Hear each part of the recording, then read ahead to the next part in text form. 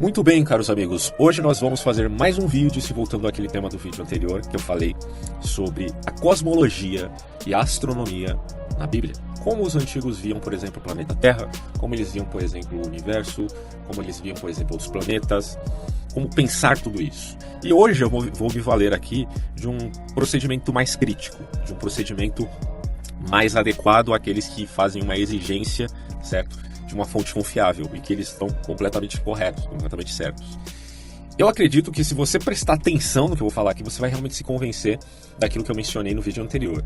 Mas, claro que o debate sempre continua. Não estou falando para você acreditar em mim ou acreditar nas minhas fontes, mas para você se valer delas, pelo menos reconhecendo que é um processo extremamente cuidadoso, meticuloso, ardoroso, porque o Russell Norman Champlin, que é o cara que escreveu essa obra do Novo Testamento e do Antigo, na verdade Antigo e Novo Testamento, ele escreveu, vejam só, ele comentou versículo por versículo da Bíblia. E depois ele ainda acrescentou um dicionário bíblico a essa obra. Então é um negócio assim extraordinário. Claro que não existe só o Champlin para falar do assunto, certo? Mas eu vou me valer dele aqui porque eu achei que o artigo é extremamente compacto e eu não achei isso aqui em outros dicionários de teologia. E olha que eu tenho aqui 3 ou 4 dicionários de teologia enormes, tem mais de 1000 páginas, cara. E eu não encontrei nada que falasse a respeito da cosmologia. Fiquei até chateado, fiquei procurando e não achei. E felizmente encontrei aqui na obra do Champlin, certo?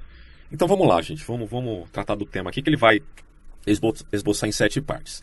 A primeira, as teorias geocêntricas, a teoria geocêntrica e heliocêntrica.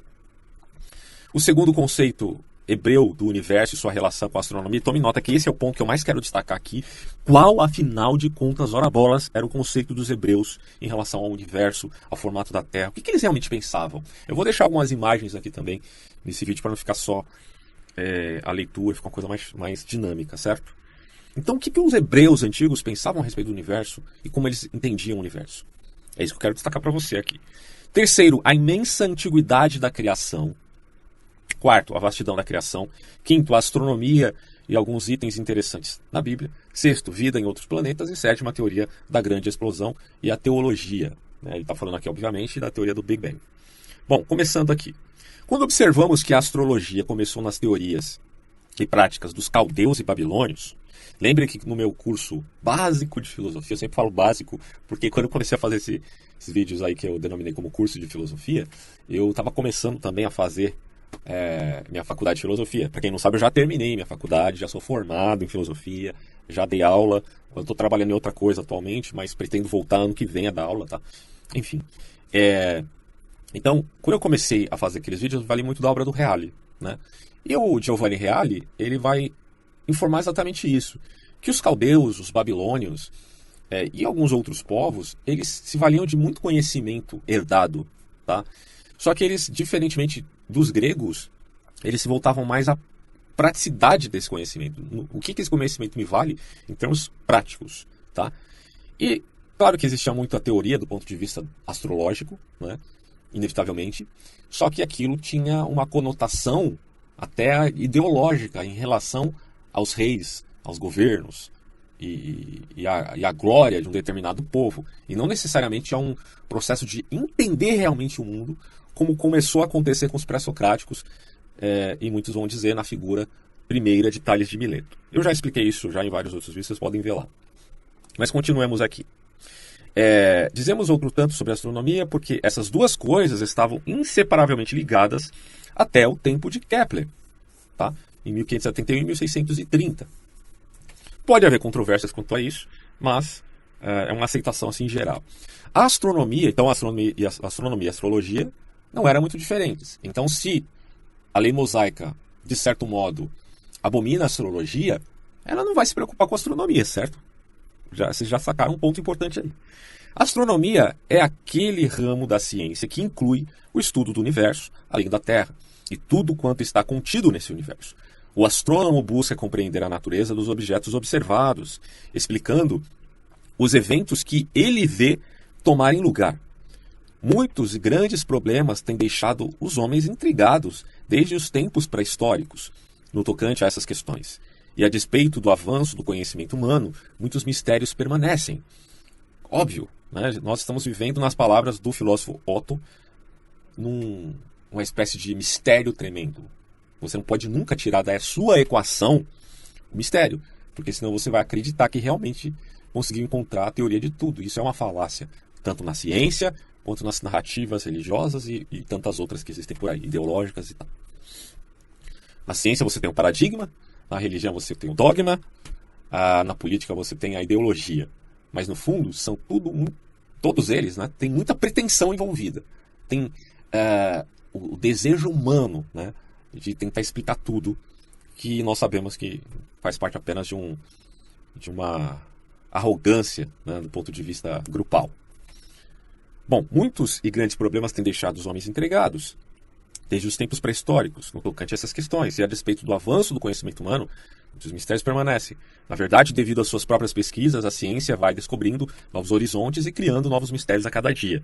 Criando assim, né, vai identificando que o que se pensava no passado tem que haver muitas correções, né? A ciência tem que trabalhar sempre do ponto de vista também dialético e chegar a novas conclusões. Ela não pode ficar parada, mas isso não significa negar fatos consolidados, como, por exemplo, o formato da Terra, né? Mas, enfim, vamos lá. As teorias geocêntrica e heliocêntrica. Vamos começar por esse ponto, porque tem muita gente hoje defendendo o geocentrismo. Mas veja que você não defender o geocentrismo não significa que você venha aderir ao heliocentrismo, tá? Eu vou tentar ler aqui e explicar alguma coisa. Os primeiros estudos astronômicos registrados abordam o Sol, os eclipses do Sol e da Lua e a rotação seguida pelo Sol no espaço. A rota, né, seguida pelo Sol no espaço. Quer dizer, quem se move é o Sol. A Terra está fixa para os antigos e o que se move é o Sol e a Lua. O Sol e a Lua são só sinais, né? E que, claro que tem outras funcionalidades, obviamente, para trazer o Sol, no caso, luz, e a Lua com a luz menor.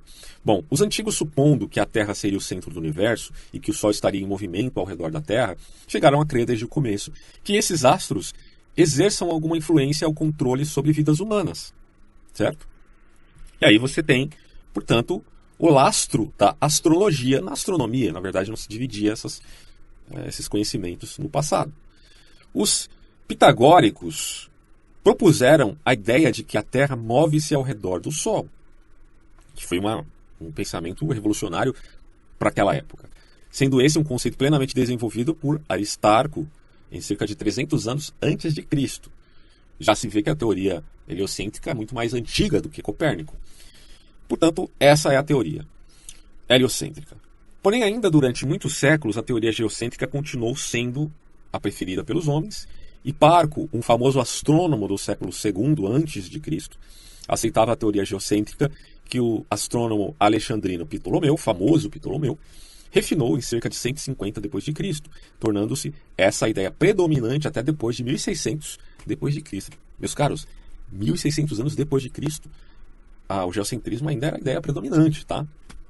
E hoje, em pleno 2019, já estamos próximos de 2020, muita gente ainda admite o geocentrismo. Agora, repito, isso não implica negar o geocentrismo, implica admitir o heliocentrismo. Mas enfim, em 1600 d.C., quando então prevaleceu a mescla entre ideias astrológicas e astronômicas. O ponto de vista de Ptolomeu foi desafiado seriamente pela primeira vez por Nicolau Copérnico em 1543 por causa do avanço do conhecimento que mostrava quão inviável era a ideia geocêntrica. Porém, a posição central ocupada pelo homem, tanto na teologia como nas ciências, não queria ceder terreno e houve muitas controvérsias. Todavia, era inaceitável o avanço do conhecimento e a invenção do telescópio, na verdade foi uma luneta, né, até onde eu me lembro, posta nas mãos de Galileu em 1608, revelou muitas coisas nunca antes observadas. Pela primeira vez, a Lua foi vista como um corpo material similar à própria Terra, embora hoje ainda se diga que a Lua é translúcida, pelo amor de Deus. É só você pegar uma boa câmera aí, você vai ver que a Lua não tem nada de translúcida. Tem gente até que duvida que o homem foi para a Lua, né? Que já é outra coisa risível. Mas, obviamente, vão ter gente comentando aqui embaixo, dizendo de pé junto que eu estou completamente equivocado, porque existem provas de que o homem não foi à Lua. Tá. Eu não vou nem me perder tempo com isso aqui, porque não é o tema deste vídeo, tá? Talvez a gente até comente em outra ocasião isso aí. Mas vamos lá. Em 1618... Vamos voltar um pouquinho aqui. Quando o Galileu observou e tal, revelou muitas coisas nunca antes verificadas, e pela primeira vez a Lua foi vista como um corpo material similar à própria Terra, tá? Beleza. Em 1618, Kepler propôs as 3 leis do movimento planetário, em vista das quais as posições de Marte foram preditas com sucesso, certo? Deixa eu me levantar aqui um pouquinho que minha perna está meio dormente aqui. A formulação e a prova da lei da gravidade por Isaac Newton, em um século mais tarde, removeu várias objeções à teoria heliocêntrica, incluindo uma objeção favorita, a de que uma Terra em revolução, viajando através do espaço, não poderia reter em sua superfície os objetos ali existentes, porquanto seria projetada no espaço. Contudo, o golpe de morte na teoria geocêntrica, embora muitos contestem, obviamente, só ocorreu em 1727, quando James Bradley demonstrou que a aberração da luz das estrelas, a aparente mudança de direção da luz emanada pelas estrelas, resultava do movimento da Terra atravessando a linha de visão e não de qualquer movimento que as próprias estrelas estivessem fazendo, tá? Basicamente a Terra também se move, na verdade. Contudo, foi somente 100 anos mais tarde que os cientistas começaram a perceber as vastas distâncias envolvidas no universo. Segundo aspecto, que é o que eu quero enfatizar neste vídeo aqui, como os hebreus viam o universo, como eles entendiam o formato da Terra, qual era a sua cosmologia. Então aqui a gente vai ler o conceito hebreu do universo e sua relação com a astronomia. Eu já expliquei isso no outro vídeo de uma forma bem didática, mas vamos falar aqui de uma forma mais crítica agora. Os hebreus acreditavam que o universo fosse uma terra chata, apoiada sobre um abismo de águas. Certo? Entenderam essa parte, né? Tem as imagens aí para ajudar vocês. Alguém vai falar, mas Isaías fala do globo, porque tem a tradução, se não me engano, a tradução do João Ferreira de Almeida, que fala da redondeza, não fala redondeza, fala do globo da Terra. Cara, esqueçam essa tradução, tá? No outro vídeo eu falei que o termo hebraico ele se refere à circularidade no sentido de compasso. Eu até citei o Rodrigo Silva que assevera essa mesma interpretação. E aqui o Champlin, que é obviamente alguém versado nas línguas antigas, hebraico, grego e aramaico, está se valendo também deste conceito, certo? Os hebreus antigos acreditavam que o universo, que a circularidade que Isaías fala, é do ponto de vista de um compasso, tá? Deus está acima.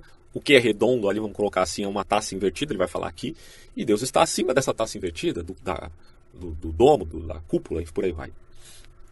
Ele dirá, nenhuma explicação era dada sobre onde esses pilares estariam fixados.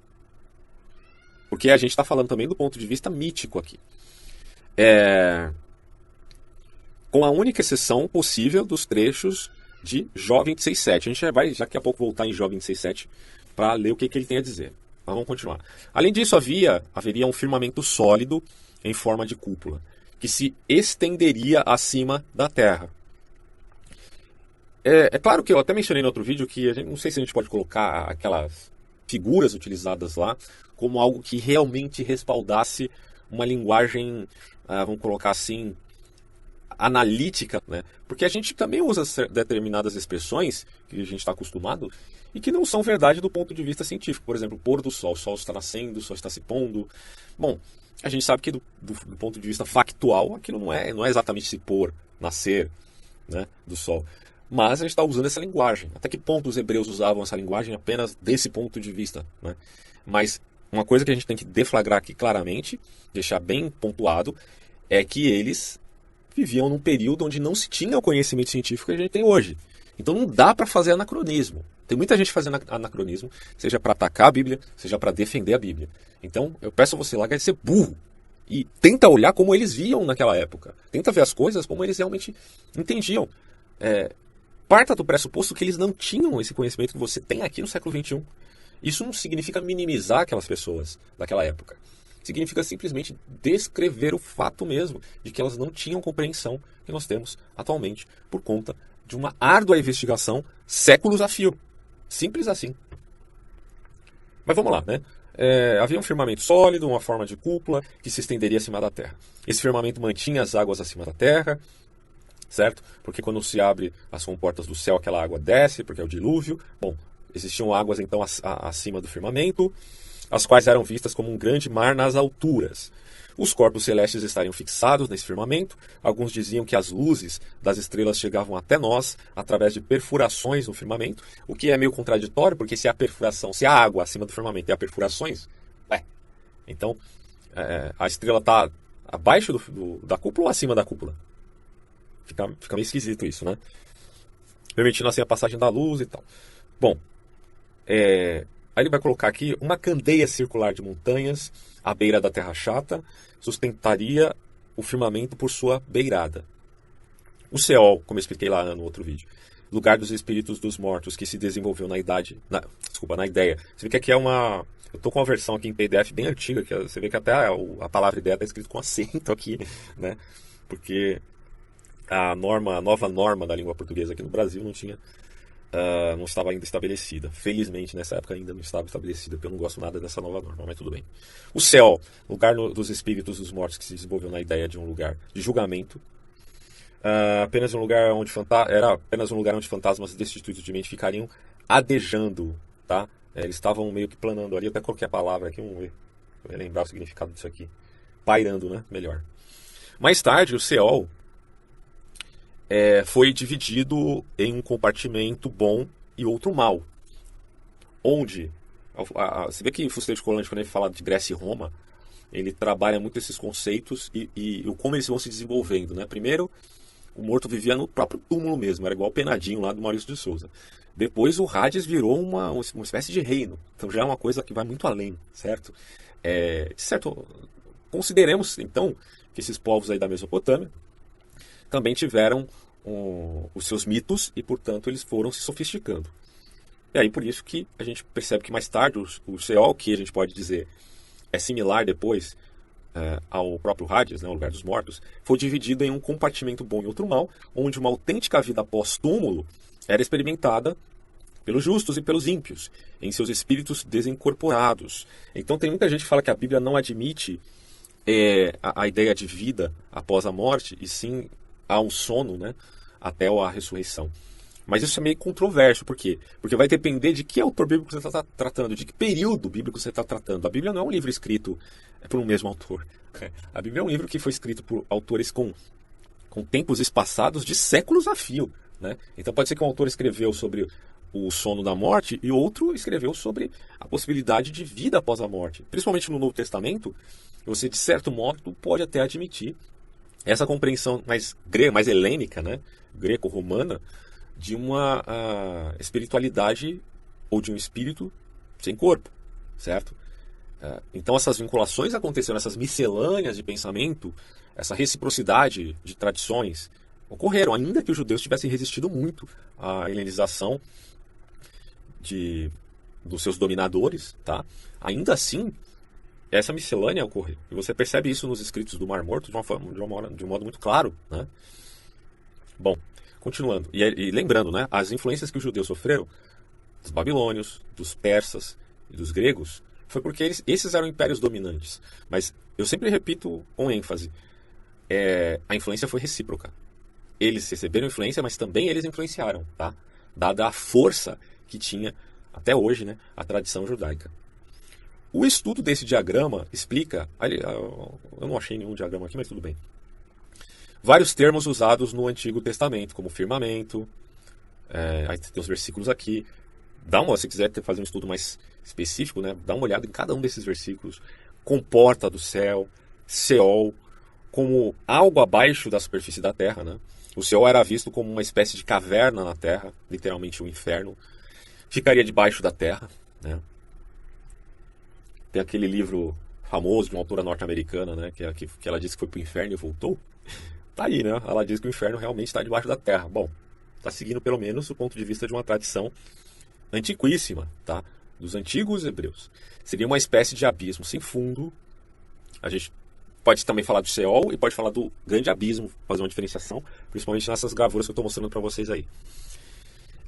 O anticristo, embora anteriormente lançado no abismo, teria o poder de ascender dali, por meio do poder de Satanás, conforme os versículos expostos, e a fim de cumprir a missão final na Terra. E também aquela questão, eu trabalhei um vídeo bem exaustivo aqui sobre milenarismo, onde eu li sobre aquela questão do Apocalipse que fala que Satanás será lançado no abismo. E aí fica bem claro que o abismo significa do ponto de vista do formato da Terra, como se pensava naquela época, entende? O abismo debaixo das estruturas que sustentam a Terra. Colunas sustentariam a Terra aqui, ó, em sua posição, e águas, o firmamento, e aqui águas, né? O firmamento teria sido posto como fundo e anteparado das águas que haviam por cima dele. Na criação, Deus teria separado as águas de cima das águas de baixo, mediante o firmamento. Tem até terraplanista dizendo agora que a gente vive numa bolha, né? E que no Apocalipse, na redenção final, na verdade, o juízo final, esta bolha vai subir, como se ela existisse na água, a gente vive numa espécie de aquário, ela subiria e quando ela subisse, os céus se abririam e nós estaremos diante do céu de Deus. É um negócio que é muito negacionismo, muito obscurantismo para admitir tal coisa, né? Eu poderia admitir isso sem problema nenhum nos tempos bíblicos, mas eu não posso admitir isso hoje, porque simplesmente a gente tem fatos sobre o que nos cerca, tá? A narrativa do dilúvio inclui o detalhe de que as comportas do céu foram abertas, permitindo que as águas de cima do firmamento se despejassem sobre a terra. Também menciona que as águas do abismo, isto é, as de debaixo da terra, chegaram à superfície, pois a terra é ali retratada como descansando sobre um grande abismo de águas. É a teoria da bolha, né? Que é admitida aí por muitos arautos dessa ideia da hipótese, melhor dizendo, da Terra plana. A expressão todas as fontes do grande abismo apontam para o caos aquático subterrâneo sobre o qual a Terra repousaria. E essa ideia também é refletida em Gênesis 1:1. Esse abismo aquoso era algumas vezes retratado como que elevado acima das extremidades da Terra, ameaçando-a de destruição. Você tem lá Jeremias 5:22, Salmo 104, 7, 9. É assim que eles viam a coisa. Não tem como negar isso. Esses comentários fiéis ao que os hebreus realmente acreditavam e não ao que você quer achar que eles acreditavam, porque eu repito aqui, né, como já falei antes, dane-se aquilo que você acha. Eu não estou nem aí para o que você acha, porque os comentaristas místicos achavam. Eu quero saber o que o autor achava, o que ele dizia, o que ele pensava realmente. Faça um estudo crítico sobre isso. E vamos ser fiel ao que os hebreus realmente acreditavam, para então tentar entender isso de uma maneira mais realista. E aí ele fala aqui, isso naturalmente vai provocar todo tipo de dificuldade para aqueles que insistem em fazer da Bíblia um compêndio científico, né? Sempre que o livro sagrado alude a qualquer assunto sobre o qual a ciência também se manifesta. E aí é o problema que Galileu vai colocar, né? Ele vai dizer, a Bíblia não é um livro científico. Então você não tem que deixar de acreditar na verdade espiritual simplesmente porque o relato mítico, como diria Bultmann, da Bíblia, que os mitos que envolvem o povo hebreu na sua própria época, porque eles tiveram o direito legítimo de viver a sua época e de acreditar nos seus próprios mitos, sem problema nenhum. Isso não implica que não haja Deus e que não haja uma verdade espiritual naquilo que eles disseram, tá? E aí eu estou falando já para os radicais que usam também o mesmo anacronismo para desconsiderar tudo que existe na Bíblia. A fé dos homens espirituais não precisa de pilares de verdade sobre as quais se possa apoiar, embora alguns insistam sobre essas coisas por quererem obter conforto mental. O exame dos registros antigos mostra que os vizinhos dos hebreus compartilhavam com eles muitas de suas ideias cosmológicas. Então, você percebe que aqueles povos lá próximos que viviam ali naquela região do Levante, certo? Os egípcios. Então, eles tinham uma compreensão cosmológica similar, né? Então não havia preocupação de investigar. Os hebreus nunca se preocuparam em fazer nenhuma investigação efetiva sobre a natureza, como aconteceu com os gregos. Então, assim, não dá para você querer colocar na conta deles esse erro que possamos considerar aqui do ponto de vista científico. Eles estavam se validando do mito, simplesmente isso, né? E do que os seus povos vizinhos também admitiam. E aí ele até falou, o Champlin, esses conceitos não surgiram do nada, né? Os escritores sagrados, vou voltar aqui, usaram esses conceitos para serem entendidos por seus leitores originais, a fim de ensinar verdades espirituais que não dependam da geologia, da astronomia ou de qualquer outra ciência humana. Porque a Bíblia não está falando de fatos científicos, ela está falando de valores. Deu para entender, não? Valor, tá? Então, quando você está falando de valores, de ética, de religião, você está falando de algo que não necessariamente tem que ter um respaldo puramente vinculado à natureza, à estrutura mesma da natureza, tá? Mas tem a ver com o caráter da própria racionalidade, da própria razão, né? Não vamos falar racionalismo, pelo amor de Deus, né? Porque aí eu tenho que entrar no Schaeffer aí que critica o racionalismo como toda a razão do mundo. Mas do uso da sua própria razão. É o uso da razão que nos traz determinados valores, sem querer ser kantiano, moralista, nada a ver. Mas a gente há de convir que a razão ela é algo que está sobre a natureza. Os hebreus e a astronomia. Vamos lá. Ele vai citar aqui alguns povos, né? Os caldeus, os chineses, até os indianos, têm se interessado pela astronomia e pela astrologia desde antes de 2000 anos, tá? Antes de Cristo, tá? Nós percebemos, portanto, que eles tiveram um desenvolvimento maior nesse quesito. Só que os hebreus, aparentemente, não devotaram tempo para estudar esses assuntos. Sabemos que eles identificaram as constelações e lhes deram nomes, porque lá em Jó você tem isso, em Isaías, em Amós. Mas aí ele fala, o mais provável é que isso tenha sido tomado por empréstimo de seus vizinhos que tinham um ávido interesse por essas questões. E não só dos vizinhos, convenhamos, mas também dos povos opressores, uma vez que Israel, Judá, né, se tornou cativo dos babilônios, depois teve a liberdade com os persas de reconstruir seu templo, depois teve muitos problemas com os gregos, mas essa influência recíproca acontecia ali, né? Provavelmente isso era verdade, considerando-se que a lei mosaica proibia toda a forma de adivinhação, conforme lemos em Deuteronômio 18, 10, 11. O que, segundo alguns intérpretes pensam, inclui a astrologia, tá? Embora hoje você tenha um certo ramo judaico que parece admitir um pouco esse conceito mais astrológico, não astrologia propriamente dita, né, mas na Cabala você tem lá uma questão de numerologia, que admite, de certo modo, uma valoração aí dos astros do universo, etc. Por outra parte, os judeus tinham licença para se ocuparem em várias outras formas de adivinhação, o que é comentado no artigo intitulado A Adivinhação. E se você que é ateuzão aí, xarope, está achando que eu estou querendo nivelar demais aqui a narrativa bíblica, tome nota que Fílon de Alexandria já era alguém que tratava a Bíblia do ponto de vista da alegorese. Embora eu critique aqui a alegorese, e muitas vezes com razão, né, porque eu acho que tem abuso de alegorese, que acaba desembocando no gnosticismo, né? Por isso que muitos dizem que Fílon de Alexandria foi um proto-gnóstico, embora ele tenha sido uma grande influência para a patrística, para você ver onde fica a coisa. Maimônides também, cara, na Idade Média, foi influenciado por uma cosmovisão desse tipo, de admitir a alegorese em determinados textos, ou seja, se valendo daquilo que a Bíblia ensina como verdades espirituais, sem ficar preocupado de que ela esteja falando do formato da Terra de uma maneira correta, como realmente é na realidade. Em contraste com isso, os sacerdotes caldeus estavam acostumados, desde tempos remotos, a registrar em seus tablets de argila o aspecto dos céus e as modificações que ocorriam noite após noite, a aparência das constelações, seus brilhos comparativos, os movimentos precisos de seu surgimento, o desaparecimento no horizonte, a hora em que atingem o zênite, juntamente com os movimentos mais ou menos rápidos dos planetas e seus movimentos de aproximação ou afastamento uns dos outros. Foi assim que eles descobriram a revolução e os eclipses da Lua e, com frequência, podiam predizer com bom êxito os eclipses do Sol. Se houvesse entre eles essas proibições, como as que vemos em Deuteronômio 18, 10, 11, essa ciência não teria sido iniciada por eles. Enfim, é verdade, né? Vai falar o quê?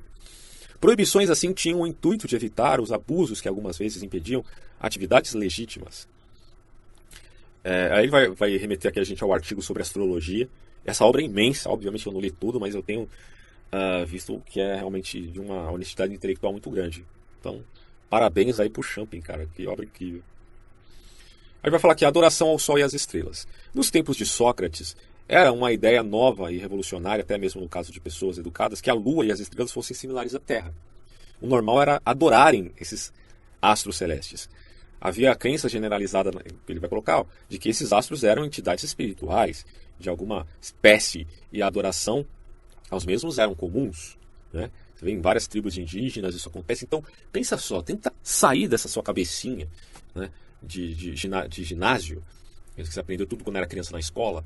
Tenta esquecer tudo, apaga tudo e se volta lá para o passado. Não tinha escola. Até tinha, né, ensinamento, mas não era como é hoje, institucionalizado a coisa. E aquelas pessoas que não têm informação nenhuma, analfabetos do ponto de vista assim, natural da sua própria condição histórica, olhando para cima e vendo o Sol e a Lua. E eles se movendo, entre aspas, né? O fenômeno é esse, mas é fato? Não. Bom, é claro que eles veriam isso como, supondo, vinculando a um determinado mito. Se o mito é deuses, politeísmo, então, bom, são deuses. Simples assim. Os céus declaram a glória de Deus, o firmamento anuncia a obra de suas mãos. Firmamento, veja, domo, mas não são objetos próprios de adoração. Então, na Bíblia, isso você já viu que eles transcendem essa questão, tá? Na Bíblia você não tem essa ideia de que o sol deva ser adorado, embora alguns hebreus tenham feito isso, o fizeram por desobediência, certo? Que aí ele fala aqui, ó, Israel chegou a envolver-se em tal prática, lá em 2 Reis 23, 5, 11 e tal, em Jeremias 8, 2, mas é uma prática que era proibida pela Bíblia, pela Torá, melhor dizendo. Bom, a significativa declaração de Jó é aquele texto que eu tinha falado, né? Não havia resposta popular à pergunta sobre onde as colunas da terra se firmavam. Então, certamente, alguém se perguntou, peraí, você está falando então que a terra está firmada em colunas, que as suas estruturas são de tal modo firmes que só podem se mexer diante de um terremoto porque é a vontade de Deus, não tem problema. Mas onde ficam essas colunas? Tem outras colunas? Tem outra terra? Aí o que Jó vai falar? Faz pairar a terra, Deus, aliás, faz isso, sobre o nada. Né? Faz pairar a terra sobre o nada. E aí diz, a gravidade e o magnetismo não são nada, obviamente, né? Então, a terra não está pairada sobre o nada na verdade. Porém, essa declaração é curiosa. Ele até coloca, ó, pelo menos o livro de Jó demonstra uma percepção de que a terra não repousa sobre algo sólido, mas antes permanece suspensa no espaço de alguma maneira. Tá? Que é pela gravidade e o magnetismo. Vamos agora falar um pouquinho sobre a imensa antiguidade da criação. Entrar num ponto de vista um pouco mais científico aqui. A grande antiguidade da criação pode ser demonstrada de várias maneiras, dentre as quais expomos algumas representativas. Os métodos de medição do tempo pelo carbono 14 e pelo argônio de potássio juntamente com outros métodos, uma ampla discussão sobre o assunto aparece no artigo sobre arqueologia, porque muitos hoje em dia negam, né, o carbono 14, dizendo que não é um método muito confiável. Não vou entrar no mérito da questão aqui, mas só citar o que está escrito no texto. Ele vai falar aqui, ó, evidências de civilização pré-adâmica, do ponto de vista de achados fósseis. Uma completa discussão sobre isso aparece no artigo Antediluvianos. Aí ele vai falar que há algumas evidências arqueológicas de considerável peso em favor desse conceito, além de algumas raras antigas referências literárias, as quais indicam o conhecimento e o uso de energia atômica em alguns remotos períodos pré-adâmicos. Isso aqui é polêmico, cara. Interessante, né? Você a gente estudar esse assunto. O uso de energia atômica em alguns remotos períodos pré-adâmicos. É algo a se pesquisar aí. A segunda parte desse último artigo procura reconciliar a narrativa bíblica e esse tipo de informação. Ele também coloca aqui evidências geológicas da reversão dos campos magnéticos do globo terrestre encontradas nas rochas parecem indicar que já houve cerca de 400, veja só que coisa, 400 cataclismos como aquele na época de Noé. Aí você vai perguntar, então o dilúvio existiu? Provavelmente ocorreu um cataclismo que fez com que os antigos reportassem como dilúvio. É lógico que isso aconteceu, pelo amor de Deus. Agora, se foi como está descrito efetivamente na Bíblia, eu não sei. Mas isso está escrito nas obras de Gilgamesh, está escrito em Gilgamesh, está escrito em várias outras obras antiquíssimas, até chinesas, que falam, né, de um cataclismo que envolveu um determinado dilúvio. Aí ele fala que é possível que os relatos sobre Adão e Noé coincidam com os dois últimos grandes cataclismos da Terra, representando novos começos da humanidade. Há algumas referências literárias, como nos registros egípcios, mencionados por Heródoto, que declaram que muitos dilúvios gigantescos já aconteceram, e não apenas um. O que nos faria entender que quando Deus fala que isso não acontecerá mais no planeta Terra, seria em vista de que Deus não geraria mais um começo com uma nova criação, tipo extinguindo completamente o homem e fazendo uma criação diferente do homem, né? Dando a ideia, portanto, de que o homem é a suprema criação, porque foi criado à imagem e semelhança de Deus, no sentido de governar. Tá? Isso aqui é uma ilação que eu estou fazendo, já deixo claro para você. Bom, estes cataclismos eram acompanhados, provavelmente, pela mudança dos polos, sua verdadeira causa, possivelmente. Aí eu já não tenho cacife para dizer se é isso mesmo. Com o consequente deslizamento da crosta terrestre para novas posições, criando vastas devastações e fazendo surgir novos continentes. Materiais trazidos da Lua e meteoritos caídos na Terra têm sido dotados em até 4,5 bilhões de anos, segundo o processo de datação. Outro ponto, fósseis antiquíssimos de micro-organismos unicelulares têm sido encontrados nas praias do Lago Superior, em Ontário, em rochas da época pré-cambriana, e têm sido datados pelo método da radioatividade em quase 2 bilhões de anos de antiguidade. Outro ponto, luz proveniente do espaço. Isso aqui é uma coisa muito corriqueira, muita gente conhece isso e sabe que é uma obviedade. Nossos radiotelescópios estão atualmente captando luz que precisou de 16 bilhões de anos para chegar à superfície da Terra. Isso significa que quando essa luz partiu de sua fonte, o sistema solar nem ainda havia começado a existir, porque sua idade parece ter cerca de 4,5 bilhões de anos. Tá? Isso é o sistema solar. Devemos compreender que universos completos com seus sistemas solares estão vindo à existência e desaparecendo continuamente. Aí eu já não sei, isso aqui está meio perennialista para o meu gosto. Não há evidência alguma que o Champlin fosse um perennialista, tá? Eu só estou vendo uma certa semelhança, mas tudo bem. Bom, a criação não foi um acontecimento que sucedeu de uma vez para sempre. Antes, é um processo contínuo. Seja como for, é um simples cálculo matemático julgar a idade da luz que chega à Terra, uma vez que se conheça sua fonte.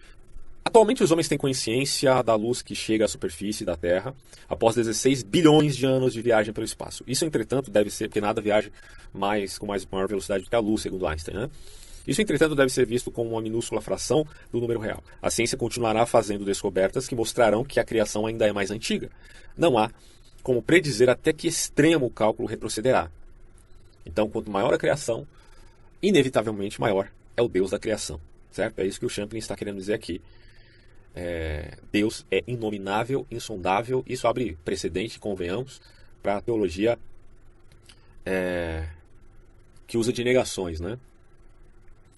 A própria criação, a teologia que usa de negação que eu estou falando é no sentido de que você não pode dizer o que Deus é, mas sim o que Deus não é. É daquilo que se valia Maimônides, inclusive. A própria criação que conhecemos pode ter sido uma recriação dentro de uma interminável série de recriações, cada qual envolvendo incontáveis bilhões de anos. Mas aí, essa teoria parece que enfraqueceu bastante, né, na ciência atualmente, sobre essa ideia de Big Bang, e depois do universo, o universo expande, depois retrocede, se expande, retrocede, parece que essa teoria está meio fraca hoje em dia, mas enfim. Bom, pode ter havido um número incalculável de grandes explosões de novas criações, não sabemos, isso aqui é bem hindu, para não dizer outra coisa. Existimos no mais recente desses imensos e misteriosos ciclos? Devia ser uma pergunta aqui, né? Vamos falar da vastidão da criação. A Via Láctea, que é apenas uma galáxia entre bilhões de outras, conta com um número de estrelas semelhantes ao nosso Sol, que poderia atingir os 10 bilhões se houvesse alguma maneira de contar todas elas. O nosso sistema solar pertence à Via Láctea.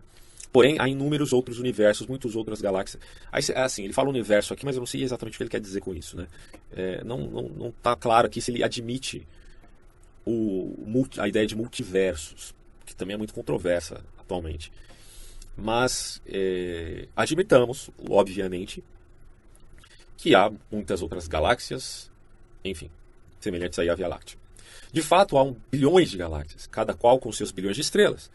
Quanto mais a ciência vai descobrindo, mais vasta a criação se torna conhecida. E, repito, maior é o Criador. Aqueles que falam em limites estão falando sobre os limites de suas próprias mentes. E dirá alguém que, na verdade, não é criador, porque o universo é basicamente eterno. O que é também bem controverso chamar o universo de eterno, né? Porque hoje é datado o universo tendo um começo, um Big Bang. Bom, e não sobre os verdadeiros limites da criação. A Via Láctea é membro de um cacho de 17 galáxias que os astrônomos chamam de grupo local, porém fora do âmbito desse grupo de galáxias, bilhões de outras jazem dispersas através das profundezas do espaço. Parece que elas ocorrem em cachos, alguns dos quais contêm aproximadamente 10 mil galáxias. Isso me faz refletir que realmente a antropomorfização de Deus na Bíblia é claríssima, né? Porque é inevitável você chegar à conclusão que Deus é inominável, cara. Nos grandes espaços vazios há algumas galáxias isoladas. E mesmo estrelas isoladas que não pertencem a qualquer conjunto estelar. As galáxias medem de 10 a 40 mil parsecs. Aqui está escrito parsecs, mas eu acho que não sei se o termo correto seria parsec, né? Sei lá, enfim. Em seu diâmetro. Um parsec é 30,9 trilhões de quilômetros, ou seja, a distância que a luz percorre em um ano a velocidade de 300 mil quilômetros por segundo. Se não me engano, a medida do... Eu tinha até anotado que a medida do parsec, porque ele, na verdade, é a unidade de distância mais utilizada aí na astronomia. Então, ele teria uma medida de aproximadamente 3,26 anos-luz. Acho que é mais ou menos isso, tá? Então, aí ele fala aqui, portanto, um raio de luz precisaria de 120 anos a fim de atravessar algumas galáxias de uma outra extremidade, percorrendo mais de... Aí para ler esse número aqui é complicado. Se eu tiver errado, me corrijam, tá? Obviamente eu já li esse artigo aqui e já tinha lido esse número. Acho que é 1 quintilhão... Acho que é isso mesmo. Vamos lá então. 1 quintilhão, 225 quatrilhões de quilômetros. Certo? Para atravessar, vamos lá, de uma ponta a outra de nossa humilde Via Láctea, a luz precisa apenas, só isso, né? 60 mil anos-luz. Né? As galáxias mais próximas da nossa estão cerca de 1 milhão de anos-luz de distância, mas outras estão muitíssimo mais distantes, afastando-se da nossa a uma incrível velocidade. Os aparelhos chamados radiotelescópios são uma das invenções mais recentes que ajudam a perscrutar o espaço. Eles estudam a radiação emitida pelos objetos celestes na faixa de rádio do espectro eletromagnético. E esses radiotelescópios têm vários formatos. Alguns se parecem com gigantescos pratos fixos no solo. Tais aparelhos têm permitido que os cientistas sondem a vastidão de nosso espaço exterior com muito mais exatidão e a distância muito maiores do que era possível com os telescópios antigos dotados de lentes. Sacou a grandeza do universo, né? Vou falar um pouquinho sobre astronomia e alguns itens interessantes na Bíblia. Primeiro, começando com eclipses. Alguns percebem alusão a eclipses. Aí você tem Isaías 13:10, dá uma olhada e faz uma pesquisa aí na Bíblia. Joel 2:3:1, onde é dito que o sol se escurecerá e a lua não dará a sua luz. Inclusive em Mateus, ele até cita aqui, Mateus 24:29, mas em outra parte ali, que diz que as estrelas vão cair do céu, né? Qual o significado de uma estrela? Não faz sentido, porque as estrelas são enormes, mas lembrem, eles não sabiam. Se admitia as estrelas abaixo do domo, ou alguns poderiam dizer acima, e o seu brilho por conta de algumas lacunas, né, que existiam no domo, mas independente de qualquer coisa, tá? O fato era que o que existia era a compreensão de que as estrelas eram pontos minúsculos no céu, como é para aquilo que você vê. Do ponto de vista fenomênico, repito aqui quando falei sobre fato e fenômeno, quando você olha para o céu, o que você está vendo? Pontos minúsculos. É o que você vê, mas o que você vê é fato. Por isso que eu questiono esse novo movimento geocêntrico que existe atualmente, que diz que, bom, a Terra é o centro do universo, mas é o centro do universo para o homem. Tá, mas você não está confundindo fato com fenômeno, não, criatura? Porque, pelo amor de Deus, velho. Tudo bem, do nosso ponto de vista, claro que a Terra é o centro. Vamos supor que só exista vida aqui na Terra, tá? Então nós somos o centro do universo, porque é aqui que compõe vida. Mas ainda assim, é você valorar o fenômeno em detrimento do fato. O fato mesmo implica em que a Terra esteja exatamente no centro do universo? É isso que eu questiono nessa visão alegórica, né, geocêntrica. Vamos lá, continuar aqui. Apocalipse 6:12 diz: o sol se tornou negro como saco de escrina, a lua como sangue, e é interpretado como tal por alguns estudiosos. Naturalmente, o blackout que houve por ocasião da crucificação de Jesus, que está lá em Mateus 24:29, que fala dessa situação, né? Mas é 24 mesmo?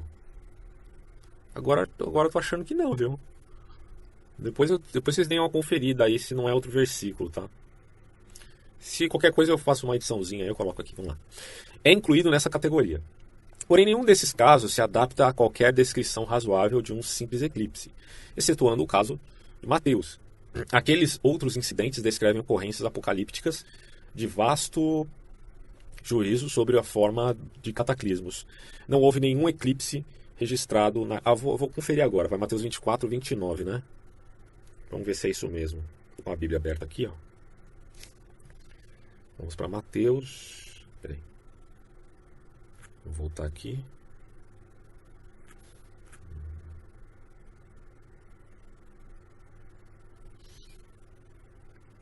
Livros da Bíblia. Mateus 24, 19, né? Pera aí. Tô achando que tá errado, cara. 29, animal. 29.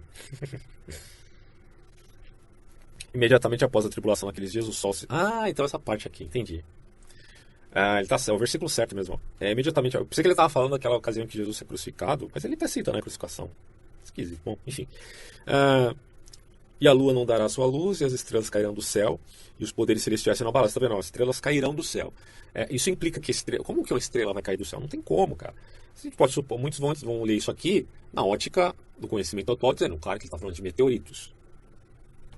Mas, se está falando de estrelas, considerando aqueles pontos luminosos minúsculos que vemos no céu, se caísse na Terra, tchau Terra. Né?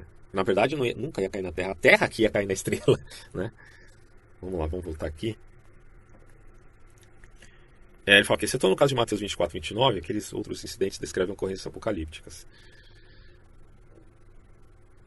Mas eu acho que ele está falando errado, porque ele está falando aqui, naturalmente o blackout que houve por ocasião da crucificação de Jesus, incluído nessa categoria. Ele está vinculando aquele blackout que aconteceu quando Jesus foi crucificado com o texto de Mateus 24, é isso? Beleza, depois a gente revê essa questão. Bom, aí ele vai dizer, não houve nenhum eclipse registrado na época da crucificação de Cristo. O mais provável é que que estejamos tratando ali da passagem de uma nuvem de poeira cósmica que atravessou o espaço, um fenômeno relativamente comum na história da astronomia. Né? Muitos entendem, na verdade, foram simplesmente nuvens negras, né, que escureceram o céu no momento ali da crucificação de Cristo, não necessariamente um eclipse. Aí ele diz, a questão do longo dia de Josué, que é uma curiosidade, né? Mas além disso, também o relógio do sol de Acás. Então esses dois fenômenos que são relatados na Bíblia geram muita polêmica, muita discussão. Josué ordenou que o sol estacasse em seu trajeto, até ele obter uma vitória sobre os amorreus. Mas como isso pode acontecer? A Terra parou? Bom, na Terra plana faz sentido até, né, dizer que o Sol parou.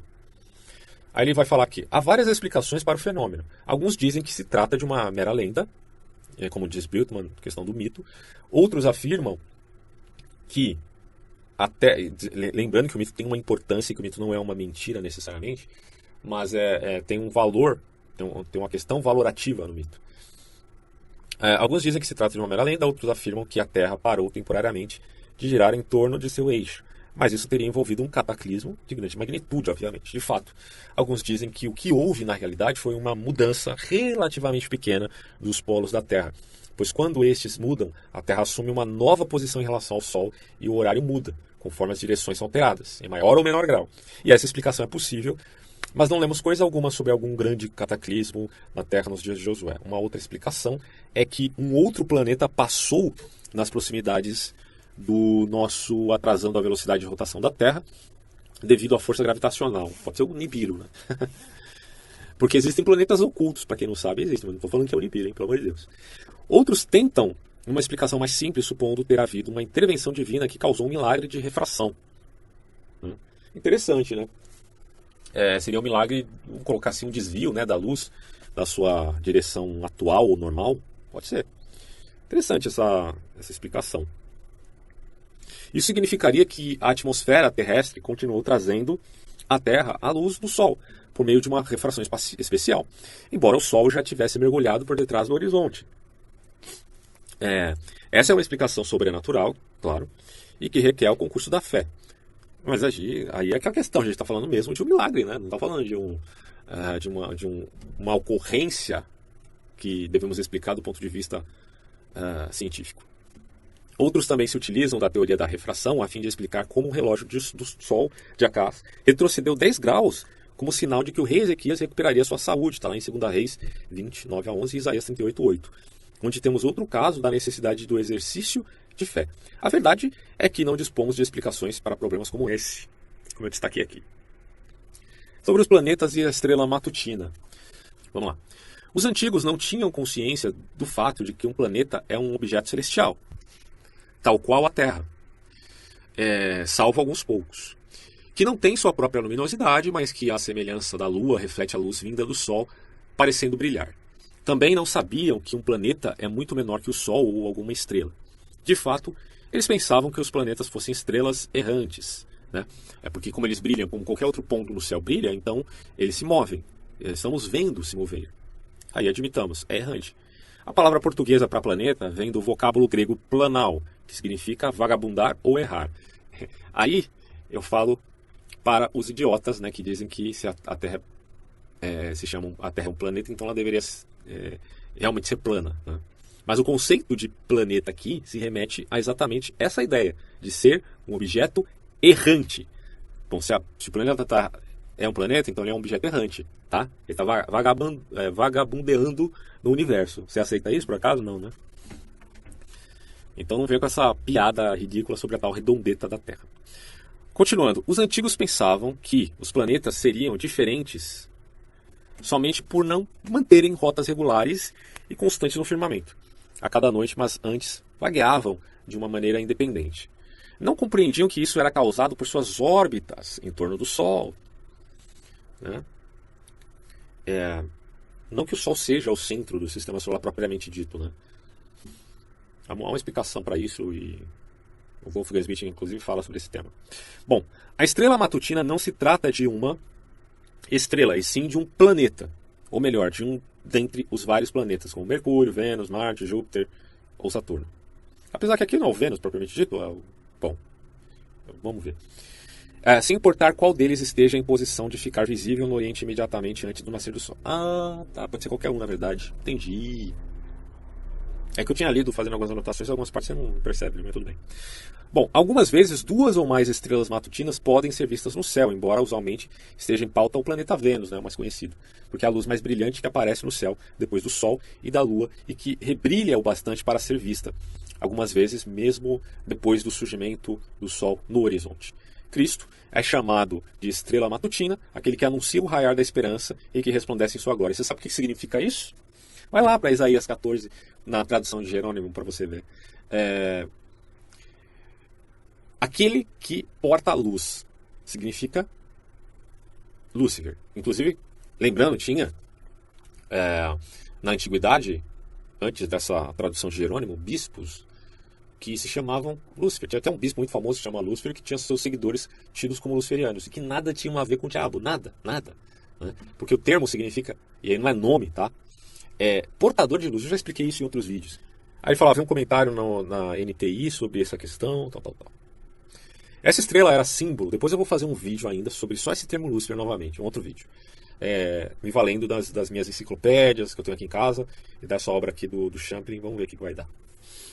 Essa estrela era símbolo da vida e imortalidade, na concepção dos antigos, podendo ser essa a mesma central tensionada naqueles trechos do Apocalipse. Sobre os meteoros. As estrelas cadentes são meteoritos, mas os antigos não tinham conhecimento desse fato. Há passagens em Apocalipse 8:10, Mateus 24:29, Marcos 13:25 e Apocalipse 9:1, 12:4, que podem fazer alusão a meteoros. Podem, mas não necessariamente são alusões sérias sobre isso. Embora o mais provável seja que se relacione ao julgamento apocalíptico, que pode envolver ou não meteoros. A referência a Apocalipse 8:10 provavelmente fala simbolicamente de um poderoso anjo caído, porquanto esse é o pano de fundo da metáfora literária apocalíptica dos judeus. Em Apocalipse 8:8 vemos uma grande montanha em chamas que cai no mar, sendo essa igualmente uma referência a um ser angelical caído. Agora, a estrela de Belém. Essa estrela tem sido interpretada de muitas maneiras, lá em Mateus 2:2. Sumariando, as interpretações são: primeiro, seria uma personalidade como um ser angelical. Segundo, seria um mito. Terceiro, seria algum fenômeno divino especial que não pode ser explicado pela ciência. E quarto, alguma estrela especial, um objeto real, mas preparado por Deus para essa ocasião precípua. Quinto, pode ser um cometa. Acho que um cometa explicaria bem isso, cara. Simplesmente um cometa. Sexto, uma estrela nova, uma supernova. Eu vou pular essa parte aqui, porque é uma coisa que não tem muito a ver com o tema do vídeo. Que fala que a explicação pode ser uma incomum conjunção de planetas, porque a astronomia tem demonstrado que nos anos compatíveis com o nascimento de Cristo, houve um alinhamento ou aproximação dos planetas Vênus, Marte e Saturno, que foi no dia 22 de janeiro de 12 a.C., além de um outro caso desses envolvendo Vênus e Júpiter. Quer dizer, houve um fenômeno celestial que gerou essa percepção, tá? e que foi exatamente no próximo nascimento de Cristo. Então isso pode, de fato, sim ter acontecido, e não necessariamente é um mito, tá? Com certeza eles partiram de um fenômeno ocorrido nos céus, que coincidiu com o nascimento de Jesus. Agora vamos falar sobre vida em outros planetas. Até o momento, todas as explorações feitas não têm revelado qualquer vida conforme a conhecemos em nosso sistema solar. Porém, visto que há muitos bilhões de galáxias como bilhões de estrelas cada uma, é inevitável que existam incontáveis sistemas solares. Também é matematicamente provável que alguns desses sistemas ofereçam condições similares às de nosso mundo, que poderiam sustentar a vida biológica, além de inúmeras formas de vida que a nossa ciência nem imagina, tanto de natureza física quanto de natureza espiritual. Portanto, é justo dizer-se que a vida em outros universos não somente é possível, mas até inevitável. Tem muita gente que é contra, muitos cientificistas na internet aí, que dizem que é muito difícil que haja vida em outro lugar no universo, porque a vida é extremamente rara, precisa de condições muito difíceis.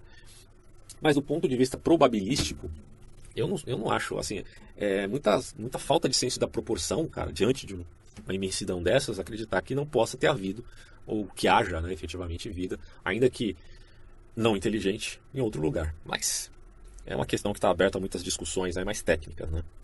De fato, seria espantoso, do ponto de vista teológico, seria espantoso e ininteligível se Deus, tendo criado um universo tão vasto, tão grande, tivesse criado vida somente à face da minúscula Terra. Não faz sentido algum negócio um troço desse, né? Então, esses cientificistas que dizem que só há vida na Terra, eles estão, na verdade, concorrendo contra a teologia. Porque não faz o menor sentido, cara, você dizer que diante dessa vastidão toda só há vida aqui. É meio que um desperdício, né? Bom, sei lá, né? Talvez alguém pense de maneira diferente. Estou aberto a discussões. Mas eu estou concordando com o Champlin aqui. Bom, as escrituras ensinam que há muitas ordens de seres celestiais que vivem em mundos de luz.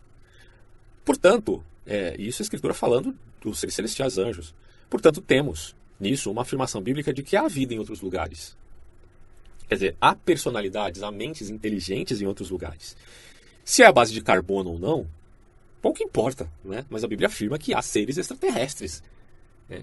Quem nega isso não perceba o que o texto está falando, sabe? E tenta entender isso agora na ótica do mundo como o vemos atualmente. E aí, continuando aqui, se isso é verdade no campo da vida espiritual, não há motivo para não supormos a mesma coisa no tocante à vida física, né? Um planeta em torno de uma estrela, tal. Ele vai explicando aqui um ponto de vista dele. Isso aqui é interessante. A criação de Deus é imensa e muito antiga. É impossível limitar o nosso conhecimento às genealogias do Gênesis. Infelizmente não tem como. Cada vez que lemos sobre uma nova descoberta no campo da astronomia, mais ficamos convencidos de que vamos levar muitas surpresas ainda. E todas elas vão indicar tanto a imensa idade da criação como sua incrível magnitude. Considere isso. Captado o quasar há 12 bilhões de anos. Para quem não sabe o que é um quasar, ele é meio que um objeto... segundo o que consta aí na internet, você faz uma busca rápida e vai dizer é um objeto estelar maior que uma estrela, basicamente isso. Ele é maior que uma estrela, mas ele supõe-se menor que uma galáxia. Mais ou menos isso aí. Mas ele tem uma enorme, monstruosa emissão de energia no universo. Mais ou menos isso. E pode formar buracos negros. Eu não sou um especialista no assunto, mas é basicamente isso aí, tá? Então, lá nos Estados Unidos, em Pasadena, na Califórnia, eles conseguiram determinar a distância de um objeto extremamente antigo, de 12 bilhões de anos-luz. Olha só, cara. Supõe-se que o universo tenha lá 14 bilhões, mais ou menos, né? Sei lá, depois a gente confirma isso aí. Aproximadamente denominado no catálogo astronômico de PKS 2300 e descoberto em 1971. Segundo os astrônomos, este quasar seria 1% mais antigo e estaria ligeiramente mais distante do que o OK 172, que até agora era o quasar mais distante da Terra já localizado. Estamos nos esforçando forçando a vista e olhando para o horizonte do universo, comentou o astrônomo Mike Klein, que trabalha para a NASA e que anunciou a descoberta em Pasadena. Este quasar é o que está mais longe de tudo que vimos até hoje. Esta luz que captamos o deixou há 12 bilhões de anos e só mostra o aspecto que o quasar apresentava naquele momento. Isso significa que a Lua começou a sua viagem muito antes de se constituir o sistema solar. Isso aqui eu achei curioso, né? Quem souber mais sobre o assunto, comente aí embaixo. Há 4,6 bilhões de anos, né, que a Lua começou a sua viagem e tal, e mesmo antes do nascimento da Via Láctea, há cerca de 10 bilhões de anos-luz. Será que isso se conforma às atuais teorias sobre o surgimento, né, da Lua? Não sei. Os cálculos atuais estimam que o universo nasceu há cerca de 20 bilhões de anos, e o PKS 2300 só pode ser detectado do hemisfério sul e foi descoberto pelo radiotelescópio de Parkes na Austrália. A primeira fonte de rádio quase estelar, é uma definição do quasar, foi descoberta há 20 anos e consiste num centro violentamente ativo de galáxias. Assemelhando-se a uma estrela, ele parece emitir, porém, mais energia do que 100 milhões de estrelas. Só isso, né? Ele tem... Isso que é energia, né, bicho? E só para finalizar, enfim, estamos acabando, tá? A teoria da grande explosão e a teologia.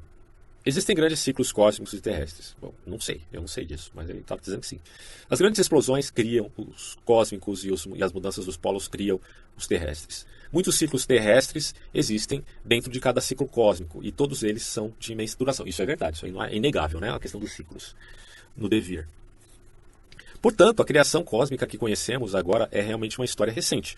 Também o ciclo terrestre, que envolve a raça adâmica, é recente. Além destas histórias recentes, sabemos pouco sobre as obras da criação de Deus. Sabemos quase nada. Ele usa aquele termo do Otto, né?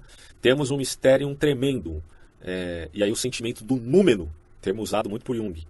O númeno, o espanto diante do mistério tremendo, do oceano, né, de Deus. Temos um mistério tremendo que as teorias dos homens, suas cosmologias e também suas teologias são infantis demais para explicar. E o que o século XX, e até antes, obviamente, o que os estudos de séculos a fio demonstraram é que realmente nós estamos vivendo de uma cortina. Né? Quer dizer, existe de fato esse aspecto esotérico da realidade que nós não conhecemos. O aspecto esotérico com S, e sem, não estou falando de ocultismo não, tá? Faça a diferença entre esotérico e ocultismo. Uma coisa não tem nada, não necessariamente tem alguma coisa a ver com a outra, tá? Esotérico significa aquilo que está oculto, escondido, mas não necessariamente tem a ver com ocultismo, de práticas de mágica, etc. Tá? Então façamos essa diferença. Bom, existe um elemento esotérico inegável, cara. E quando eu falo de mistério tremendo, você está dizendo, bom, não tem como negar o exotérico, que é o que aparece, o fenômeno, e o esotérico, que é aquilo que é mistério. E isso torna nossa ciência, nossa cosmologia, nossa teologia infantis diante da monstruosa realidade. E que tomara que ela seja amável, né? Que a realidade seja amável. E porque se ela se mostrar amável é porque de fato Deus, enfim, existe. E a história de Gênesis e a ciência moderna explicam um pouco sobre o vasto mistério de Deus, porque é um texto que fala de verdades espirituais, mas não do ponto de vista objetivo, e sim valorativo. Não é apofântico, como já falei em outras ocasiões, mas é a questão de cunho valorativo. Todas as explicações são simplesmente gritos na noite misteriosa das obras de Deus, mas é legítimo gritar e procurar saber mais. Isso é legítimo. Bom, fico por aqui. Esse é um estudo, esse é um artigo da obra aqui do Champing. Deixa eu até colocar para vocês aqui a capa dessa obra, para quem tiver interesse. Vou chegar na capa aqui, porque são mais de 1000 páginas. Acho que é mais fácil assim, né? Aí, ó. Aí está, Antigo Testamento interpretado versículo por versículo, do Russell Norman Champing. Tá aí. Fico por aqui e até próximos vídeos.